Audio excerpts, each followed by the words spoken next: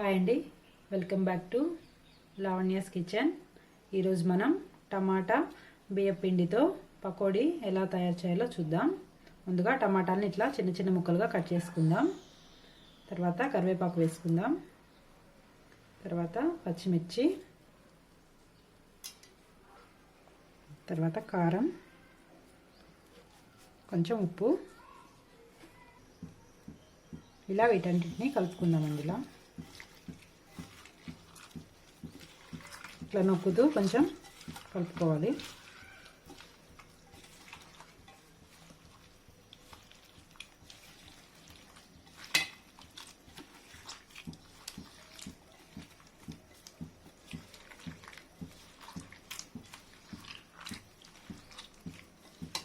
టమాటాలన్నీ కొంచెం మెత్తగా అవ్వాలి.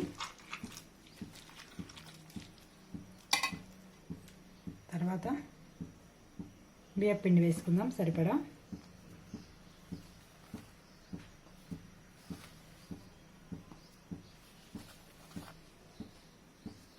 బాగా కలుపుకోవాలి. ఇలా బాగా కలుపుకోవాలి. నేను 3 టమాటాలు తీసుకున్నాను.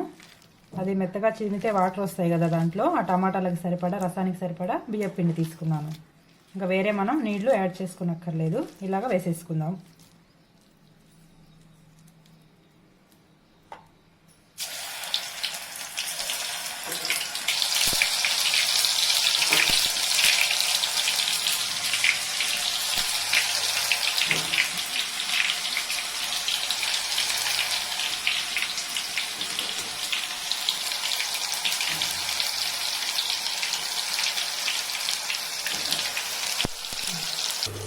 ఇలా బ్రౌన్ కలర్ వచ్చే వరకు వేయించుకోవాలి. పుల్ల పుల్లగా చాలా బాగుంటాయి.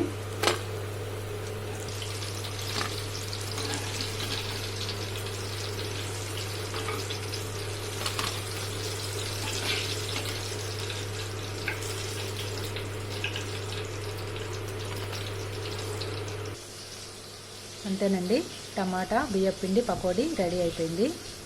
ఇది హెల్త్కి చాలా మంచిది. శనగపిండి తింటే అందరికీ పడదు కదా, ఇదైతే బియ్యం పిండి కాబట్టి ఎవరైనా తినొచ్చు, ఏమి ఇబ్బంది ఉండదు, ఈజీగా డైజెషన్ అయిపోతుంది. చాలా బాగుంటాయి ఇవి. చిన్నపిల్లలు కూడా బాగా ఇష్టంగా తింటారు.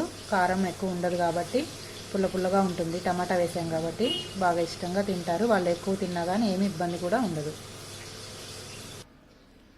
ఎవరైనా గెస్ట్లు మన ఇంటికి వచ్చినప్పుడు సడన్గా బియ్యం పిండి టమాటాలు ఇంట్లో అవైలబుల్గా ఉంటాయి కదండి, టమాటాలు కట్ చేసి 2 మినిట్స్లో వాళ్ళతో మాట్లాడుతూ ఇలా స్నాక్స్ చేసి పెట్టేయచ్చు. చాలా బాగుంటాయి.